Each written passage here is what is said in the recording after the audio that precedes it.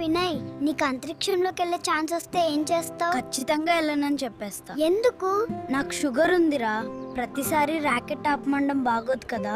రోహిత్, రోజు ఆఫీస్ కి లేట్ గా వస్తున్నావట. నా గర్ల్ ఫ్రెండ్ ని కాలేజ్ లో డ్రాప్ చేసి వచ్చేసరికి ఆలస్యం అవుతుంది సార్. రేపటి నుంచి టైంకి వస్తారా, లేకపోతే జాబ్ మానే. సరే సార్, రేపటి నుంచి ఎండలో కూడా ఎండిపోని దాన్నే చెమట అంటారు. ఆధార్ కార్డు ఫోటోలో కూడా అందంగా కనిపించేదే నిజమైన అందం అంటారు.